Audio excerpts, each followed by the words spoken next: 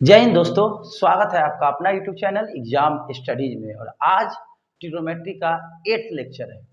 और ट्रिग्नोमेट्री में जो मैं अभी क्वेश्चन का सेशन लेकर आ रहा हूँ, तो उस क्वेश्चन का जो सेशन है ये तीसरा सेशन है।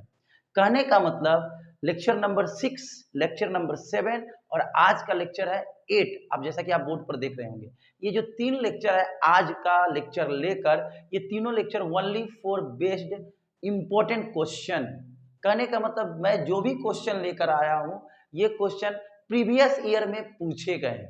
यानी ये सभी क्वेश्चन सिलेक्टेड है जो सभी एग्जामिनेशन के लिए, कंपटीशन एग्जाम के लिए काफ़ी इम्पोर्टेंट है, खासकर एसएससी के लिए। और एसएससी में सीजीएल के लिए, सीडीएस के लिए, ये सब जो जिसमें पीटी और मेंस दोनों होते हैं, वो एग्जामिनेशन में इस तरह के क्वेश्चन आते हैं। और ये जो आपका एमटीएस है, सीएचएसएल है, उसमें भी पूछे जाते हैं। तो आज का भी सेशन काफ़ी मज़ेदार होने वाला है। क्लास को स्किप नहीं करेंगे, क्लास को रेगुलर देखेंगे, किसी भी वीडियो को मिस नहीं करेंगे। ओके, तो चलिए स्टार्ट करते हैं आज का सेशन। जैसा कि आप लोग देख रहे हैं, आपके सामने 8th क्वेश्चन है 8। तो इसमें एक एक करके सारे क्वेश्चन पे हम लोग चर्चा करेंगे। जैसे कि यहाँ पे आपका पहला क्वेश्चन है कि a sin theta minus B cos theta is equal to C. तो a cos theta plus b sin theta का मान क्या होगा। आप देख सकते हैं क्वेश्चन में कहीं पे भी प्लस माइनस नहीं है। दूसरी बात, कहीं भी क्वेश्चन पे रूट नहीं है। रूट रहेगा तो ही प्लस माइनस आएगा, रूट का तो कहीं चर्चा है नहीं। जब रूट नहीं है तो मुझे रूट में ही ऑप्शन दिया है, इट मीन्स क्वेश्चन को रूट में लाना होगा। तो रूट में कब आएगा, जब स्क्वायर करेंगे। स्क्वायर कैसे करेंगे आइए देखते हैं। जैसा कि आप लोग क्वेश्चन में देख रहे हैं, यहाँ पे क्या है, A sine theta minus B cos theta is equal to C. मुझे रूट लाना है। रूट कब होगा, जब स्क्वायर करेंगे। तो दोनों तरफ स्क्वायर कर देते हैं। चलिए स्क्वायर कर दिए। इसको a माइनस बी का होल स्क्वायर, ए स्क्वायर करेंगे तो A square sine square theta, B square करेंगे तो B square cos square theta, minus 2ab sine theta into cos theta. ये टूट रहा है a माइनस बी का होल स्क्वायर। अब ये वैल्यू दिया था, मैंने स्क्वायर कर दिया, मुझे इसका वैल्यू निकालना है। It means a cos theta plus B sine theta का वैल्यू चाहिए। इसको x मान लीजिए, इसको भी दोनों तरफ वर्क कर दीजिए। कर दिए। ये a प्लस बी का whole square, A square plus B square plus 2ab cos theta into sine theta is equal to X square. अब देखिए, ये आपका इक्वेशन मान लीजिए फर्स्ट है और ये आपका क्या है, सेकेंड। यानी ये जो ऊपर वाला देख रहे हैं इसको फर्स्ट मान लिया और नीचे वाला क्या मान लिया, सेकेंड। दोनों को जरा जोड़िए। तो जब जोड़िएगा तो आप देख सकते हैं ये वाला जो टर्म है और ये वाला टर्म सेम है, प्लस माइनस के फॉर्म में है, तो ये कट जाएगा। काट दिए। काटने के बाद आप देख सकते हैं कि इन दोनों में कॉमन क्या हो जाएगा, ए स्क्वायर। तो क्या बचेगा, sine square theta plus cos square theta. इन दोनों में कॉमन क्या हो जाएगा, बी स्क्वायर। तो क्या बचेगा, cos square theta plus sine square theta is equal to, इधर क्या बचा, C square plus X square. इसका वैल्यू क्या होता है, 1, आपको पता ही है। तो इससे मल्टीप्लाई करेंगे तो ए स्क्वायर, इसका भी वैल्यू कितना होता है 1, तो क्या बचेगा, B square is equal to C square plus X square. इसको इधर फेंक दीजिए तो A square plus B square plus C square, plus वाला इधर माइनस हो जाएगा और स्क्वायर वाला इधर क्या चढ़ जाएगा, रूट। क्या चढ़ जाएगा आपका, रूट चढ़ जाएगा। इधर क्या बचेगा, एक्स, और आगे क्या लग जाएगा, प्लस माइनस। आप देख सकते हैं। तो आपका x का वैल्यू ये आया, यही ना आपका ऑप्शन जाएगा, ऑप्शन नंबर बी। आप समझ सकते हैं। यहाँ पे दोस्तों आगे माइनस है, इस a के आगे माइनस है, याद रखिएगा। ऐसा नहीं कि ये दोनों ऑप्शन सेम है। क्वेश्चन नंबर आप 2 देख सकते हैं। यदि sine theta is equal to cos theta, sine theta is equal to क्या, कॉस थीटा। तो क्वेश्चन में कह रहा है इसका वैल्यू निकाले।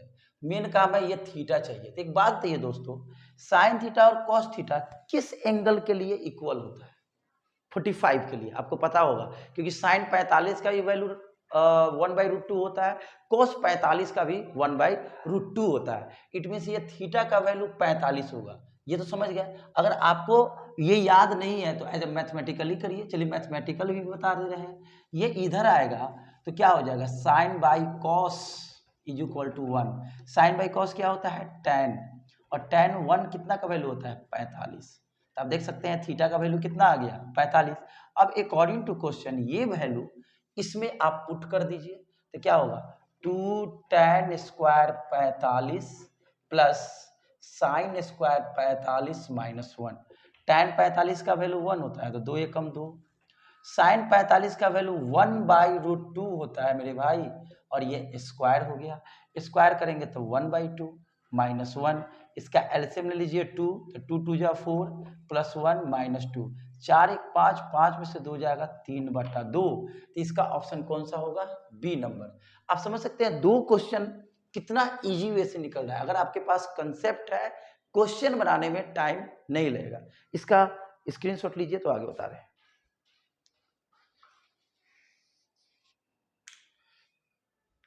चलिए अब हम लोग आगे बढ़ते हैं फिर से।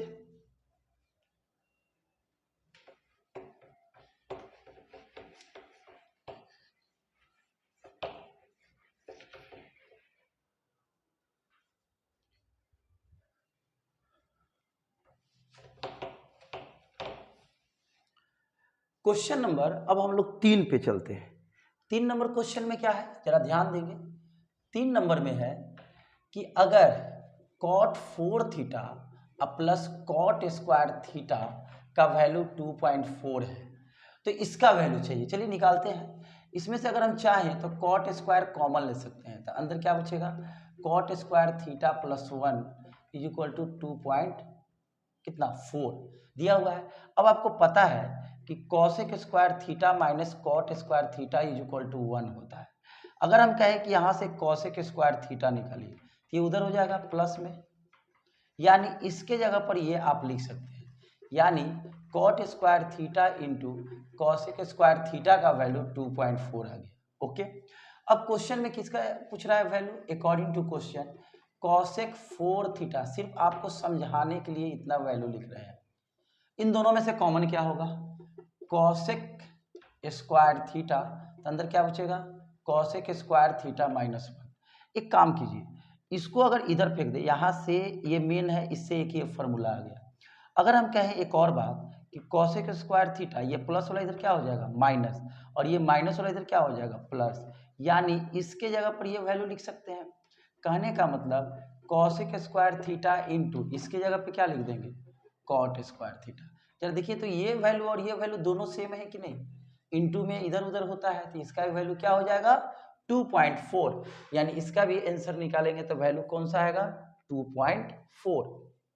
ये फॉर्मूला आप समझ सकते हैं। ओके, आप इसको स्क्रीनशॉट बाद में ले लीजिएगा, ऐसे आप देख लीजिए। अब देखिए हम लोग अगला क्वेश्चन पे चलते हैं।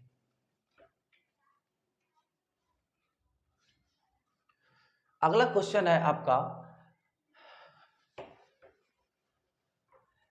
क्वेश्चन नंबर 4 में कह रहा है कि यदि cos p बराबर, ये पूरा वैल्यू दिया है cos 60 cos 30 sin 60 sin 30, तो आपको एक फॉर्मूला पता होगा और मैं बताया भी हूँगा कि cos a into cos b plus sin a into sin b रहता है, तो इसका formula cos a minus b होता है, और अगर यहाँ माइनस होता है तो यहाँ प्लस होता है।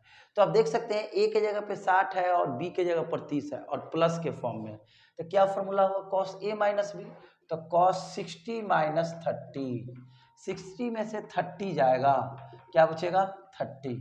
अब ये cos cos खत्म हो गया, p का वैल्यू कितना आ जाएगा मेरे भाई 30 डिग्री, यानी ऑप्शन कौन सा जाएगा option number C. Question number हम लोग 5 पे आते हैं। क्वेश्चन नंबर हम लोग 5 पे आते हैं। क्वेश्चन नंबर 5 में है यदि साइन थीटा 8/17, जैसे एक त्रिकोणमिति है, त्रिकोणमिति में ये ए बी सी है, ये 90 डिग्री है, सपोज ये थीटा है, तो क्वेश्चन में है साइन थीटा का वैल्यू 8/17 है, यानी ये P है और ये H है, तो इस एंगल के लिए P ये 8 हो गया और ये क्या हो गया 17 हो गया। फिर अगला स्टेप क्या दिया है tan alpha is equal to 15/8, मान लो ये अल्फा है यहाँ पे, तो इसका वैल्यू क्या होता है P/B, तो इस एंगल के लिए तो B होगा, होगा कि नहीं होगा। अब P कौन होगा यहाँ पे, एक मिनट मेरे भाई, यहाँ H का वैल्यू 17 ही है ना, 17 होगा सॉरी। हाँ, tan अल्फा का वैल्यू 15/8 है, यानी p/b है, तो इस एंगल के लिए ये क्या होगा आपका आधार होगा, और इस एंगल के लिए p कौन होगा, ये होगा, तो p का वैल्यू कितना आ गया 15। ऐसे इस वैल्यू का जरूरत है नहीं, देखिए कितना आसानी से निकलेंगे। एक ट्रायंगल का वैल्यू कितना होता है, तीनों एंगल का सम 180, 180 में से ये 90 हो गया, तो ये दोनों एंगल कितना होगा मिलकर 90 ही होगा। तो क्वेश्चन में क्या पूछ रहा है, cos थीटा प्लस अल्फा, तो थीटा प्लस अल्फा का वैल्यू कितना होगा cos 90, और cos 90 का वैल्यू कितना होता है 0, यानी ऑप्शन नंबर कौन सा जाएगा, डी जाएगा। इस बात को आप समझ सकते हैं, क्या इस वैल्यू का जरूरत पड़ा।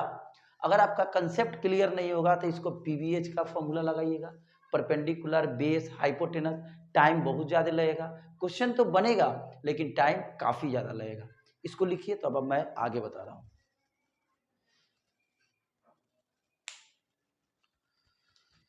अब आइए हम लोग अगला क्वेश्चन पे चलते हैं।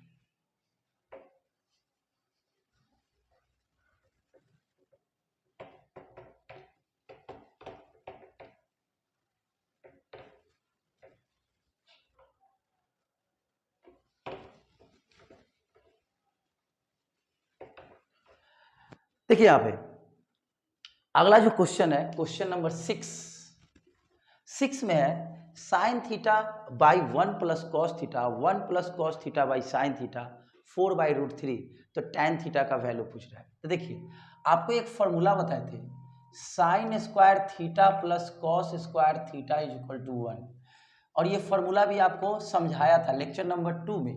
साइन स्क्वायर थीटा का वैल्यू निकालिए 1 माइनस कॉस स्क्वायर थीटा, क्या इसको हम स्क्वायर नहीं कर सकते हैं, और ये साइन स्क्वायर थीटा को sign theta into sine theta कर सकते हैं, ए स्क्वायर माइनस बी स्क्वायर, एक बार प्लस के फॉर्म में लिख सकते हैं, एक बार माइनस के फॉर्म में लिख सकते हैं। एक इसको इधर लाइए और इसको इधर ले जाइए, कहने का मतलब हम लिख सकते हैं sine theta by 1 plus cos theta is equal to 1 minus cos theta by sine theta. ये आपको हम पहले भी बता चुके हैं। अब क्वेश्चन में आइए, sign theta by 1 plus cos theta, इसके जगह पर ये वैल्यू रख सकते हैं कि नहीं, लिख सकते हैं। तो अकॉर्डिंग टू क्वेश्चन आइए, इसके जगह पर आप क्या लिख सकते हैं 1 minus cos theta by sine theta, plus इसके बगल में क्या है 1 plus cos theta by sine theta is equal to कितना है 4/√3। इसका एलसीएम कितना होगा साइन थीटा, इससे ही कटेगा 1 माइनस कॉस थीटा, इससे ही कटेगा 1 प्लस कॉस थीटा, इधर क्या हो गया 4/√3, इससे ही कटेगा ना, 1 1 क्या हो जाएगा मेरे भाई 2 हो जाएगा, और नीचे क्या है sine theta is equal to 4/√3, और 4/√3 है, 2 2 जा 4, ऊपर क्या बचा 1 बाई साइन कॉसेक होता है इज इक्वल टू 2/√3, और आपको पता है कि 2/√3 कॉसेक 60 का वैल्यू होता है। अब ये कॉसेक से कॉसेक खत्म हो जाएगा, थीटा का वैल्यू कितना आ जाएगा 60 डिग्री। अब क्वेश्चन में कह रहा है कि टैन थीटा निकालें, यानी टैन 60 का वैल्यू कितना हो जाएगा √3, यानी ऑप्शन कौन सा जाएगा आपका ए नंबर ऑप्शन। अब बहुत सारे बच्चे के दिमाग में ये चलता होगा, सर क्या मैं कंपटीशन में इतना बनाऊंगा, नहीं नहीं बिल्कुल नहीं। अगर आपके पास कंसेप्ट क्लियर है तो आप डायरेक्ट यहाँ पे इसके जगह पर पलट दीजिए, यहाँ से कॉस कॉस काट दीजिए, यहाँ पे जैसे इसको जब इसके जगह पर ये वाला वैल्यू लिखे हैं तो डायरेक्ट यहाँ से कॉस कॉस काट सकते हैं 1 1 2, यानी आपका कैलकुलेशन कितना स्पीड है ये मायने रखता है। ऐसा नहीं कि जब अभी आप लोग को मैं समझा रहा हूं कि कैसे मैं ऑप्शन ला रहा हूं, समझ सकते हैं मेरी बात को। चलिए आप स्क्रीनशॉट लीजिए, तो आगे बता रहे हैं।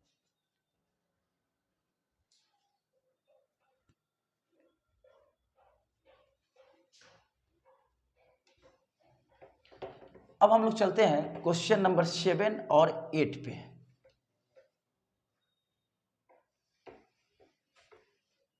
जैसे यहां क्वेश्चन नंबर 7 देख सकते हैं, 7 नंबर क्वेश्चन क्या है जीपी। अब एक जीपी एक नया वर्ड आ गया है, जैसे आप लोग जब सीरीज पढ़ रहे होंगे तो वहां एक पढ़े होंगे एपी जीपी एचपी।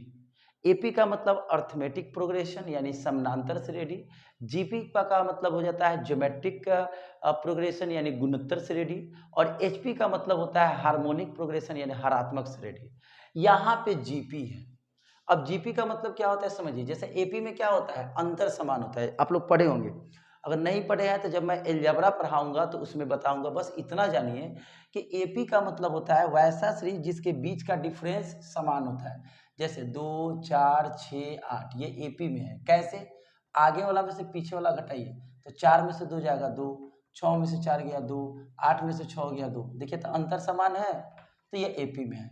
लेकिन जीपी कहता है कि अंतर समान नहीं होना चाहिए, भागफल समान होना चाहिए। जैसे 2, 4, 8, 16, आप इसमें इससे भाग दीजिए।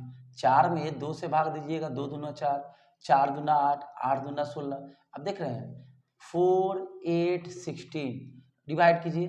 4 2 जा 8, 8 2 जा 16, ये जीपी है, ये भी जीपी है। अगर लिख दें यहाँ 3, 9, 27, 81 डिवाइड कीजिए। 3 3 जा 9, 9 3 जा 27, 27 3 जा 81। तो यहाँ आप देख सकते हैं रेशियो समान है। तो याद रखिएगा जब जीपी में रेशियो समान, अगर कोई सीरीज में रेशियो समान है तो उसको हम लोग जीपी बोलेंगे, नहीं तो जीपी नहीं होगा। तो एक और बात यहाँ पे समझिए, जैसे हमने यहाँ पे टर्म लिखा तो हमने क्या बोला, रेशियो समान है। इट मीन्स 9 में 3 से डिवाइड कीजिए और 81 में 27 से डिवाइड कीजिए। सेम होगा कि नहीं? बिल्कुल सेम होगा। 3 3 की 9, 27 3 81। उसी तरह से अगर हम कहें कि ए बी सी जीपी में है, ध्यान समझिएगा, यदि ए बी सी कौन चीज में है? जीपी में है। तो अभी मैंने बताया कि जब जीपी में होता है तो अगर आगे वाला में से पीछे वाला डिवाइड कीजिए, आगे वाला में पीछे वाला से डिवाइड कीजिए तो दोनों का रेशियो क्या होंगे? समान होंगे। अब तिरछा तिरछी गुना कर दीजिए तो B square is equal to A C. तो याद रखिएगा ये एक नया फॉर्मूला हो गया कि अगर 3 term A B C GP में है तो बीच का जो स्क्वायर होता है फर्स्ट और लास्ट के गुणनफल के बराबर होता है। इसको लिखिए तब मैं क्वेश्चन बताऊंगा। नीचे वाला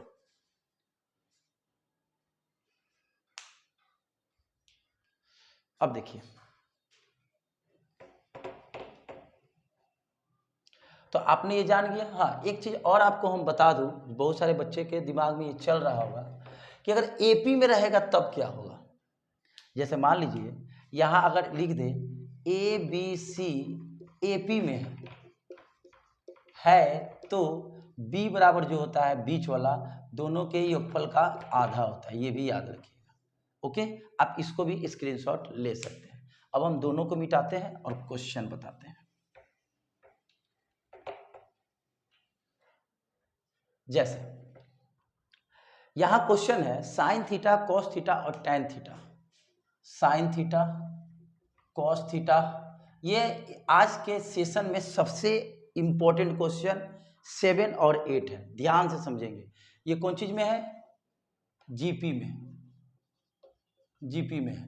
तो अभी बताया है कि जब 3 टर्म जीपी में हो तो बीच का जो स्क्वायर होगा फर्स्ट और लास्ट के गुणनफल के इक्वल होगा। होगा कि नहीं होगा? बिल्कुल होगा। अब यहाँ देखिए cos square theta is equal to sine theta और टैन का फॉर्मूला साइन बाई कॉस होता है। साइन साइन क्या हो जाएंगे? साइन स्क्वायर, और इधर क्या है? Cos theta. ये इधर आ सकता है तो क्या बनेगा? डिवाइड में, यानी cos square theta by sign square theta. ऊपर क्या बचा? 1 बचा ना, और 1 बाई कॉस क्या होता है? सेक होते हैं। और कॉस बाई साइन क्या होते हैं? कॉट। देखिए जब तक आपको फॉर्मूला पता नहीं होगा क्वेश्चन सॉल्व नहीं होगा, ये जान लीजिए। फॉर्मूला आपको ध्यान में रखना ही पड़ेगा। अब यहाँ पे देखिए कॉट स्क्वायर के जगह पर हम सेक थीटा लिख सकते हैं। अब देखिए वैल्यू किसका निकलना है according to question? Cot 6 theta minus cot square theta. इन दोनों में से कॉमन क्या ले सकते हैं? Cot square theta. अंदर क्या बचेगा? Cot 4 theta minus 1। आगे इस कॉट स्क्वायर थीटा को रहने देते हैं। कॉट 4 को हम स्क्वायर का स्क्वायर कर सकते हैं, बिल्कुल कर सकते हैं, क्योंकि फिर 2 दूना 4 हो जाएगा। अब यहाँ पे देखिए आप लोग कि कॉट स्क्वायर थीटा किसके बराबर है? सेक थीटा के। तो यहाँ पे क्या लिख देंगे? सेक थीटा, और स्क्वायर है तो स्क्वायर माइनस 1। और आपको हम सिखाए हुए हैं कि सेक स्क्वायर थीटा माइनस 1 ये जो वैल्यू होता है ये टैन स्क्वायर थीटा का होता है। और ये भी सिखाया है कि टैन का उल्टा कॉट होता है, कॉट का उल्टा टैन होता है। एंगल सेम है, स्क्वायर इसका यानी सब कुछ सेम है, तो इसका वैल्यू क्या हो जाएगा 1। यानी इस पूरे क्वेश्चन का आंसर क्या हो जाएंगे 1 हो जाएंगे। तो आप देख सकते हैं कि इसमें हर एक जगह फॉर्मूला का यूज हुआ है।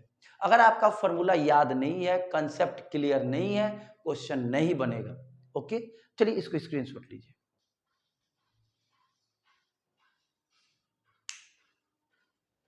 अब आज के सेशन का लास्ट क्वेश्चन, ये भी बहुत ही अच्छा क्वेश्चन है, इसलिए आप लोग ध्यान से समझिएगा।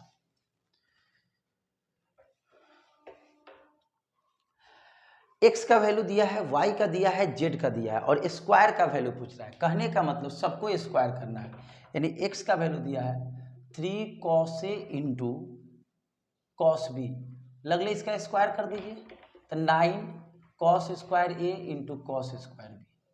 उसी तरह से y का वैल्यू दिया है और स्क्वायर है, तो इसको भी स्क्वायर कर देते हैं, तो y स्क्वायर, इसका y स्क्वायर और यहाँ पे क्या हो जाएगा 3 3 की 9 cos square a into sine square b।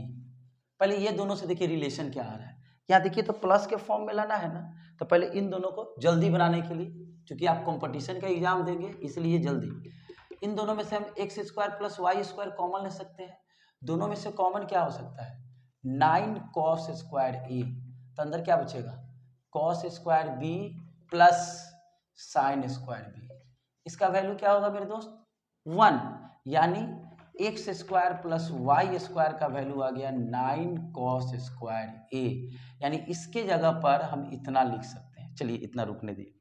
अब यहाँ पे z बराबर क्या दिया है 3 साइन ए, ओके, इसको भी स्क्वायर कर लीजिए तो 9 साइन स्क्वायर है। अब क्या कीजिए इसको और इसको जोड़िए तो क्या जुटेगा X square plus Y square plus Z square, इन दोनों में से कॉमन क्या हो जाएगा 9, तो अंदर क्या बचेगा cos square plus sine square. अब इसका वैल्यू कितना होता है 1, तो इस पूरे का आंसर कितना आ गया 9, यानी ऑप्शन नंबर कौन सा जाएगा सी। तो आज का सेशन में आप देख सकते हैं जो भी क्वेश्चन था अपने आप में बहुत ही शानदार क्वेश्चन था। तो आप समझ सकते हैं कि ट्रिग्नोमेट्री के लिए हर एक क्लास काफी इंपॉर्टेंट है, आपका वो ट्रिपलेट हो, फॉर्मूला का हो, एंगल निकालना हो, अभी इसी पे चर्चा कर रहे हैं। नेक्स्ट सेशन में हम लोग एक नए रूल के बारे में जानेंगे जो बहुत सारे बच्चे को पता भी नहीं होगा। उस रूल का नाम है कंपोनेंडो एंड डिविडेंडो, जिसको हिंदी में युगांतर निष्पत्ति बोलते हैं। उस टॉपिक को भी हम बताएंगे, उस पर क्वेश्चन भी बताएंगे और सेशन को आगे बढ़ाएंगे। आज का क्लास आपको कैसा लगा जरूर बताएं, पसंद आए तो लाइक कीजिए, शेयर कीजिए, अगर नहीं भी पसंद आए तो डिसलाइक कीजिए, बट कुछ ना कुछ कीजिए, बिना कुछ किए हुए नहीं जाना है। लेकिन लाइक करें कब, जब पसंद आए, अगर पसंद आए तो शेयर कीजिए दोस्तों में, रिलेटिव में, जो भी कंपटीशन का तैयारी कर रहे हैं। यहाँ की अगर कोई बच्चे एकेडमिक क्लास कर रहे हैं 9, 10, 11, 12 के भी बच्चे हैं तो उनको ये समझ में आ जाए, खासकर 10, 11, 12 के बच्चों को ये समझ में आ जाएगा। चलिए मिलते हैं नेक्स्ट वीडियो में, तब तक के लिए नमस्कार। वीडियो देखने के लिए थैंक यू।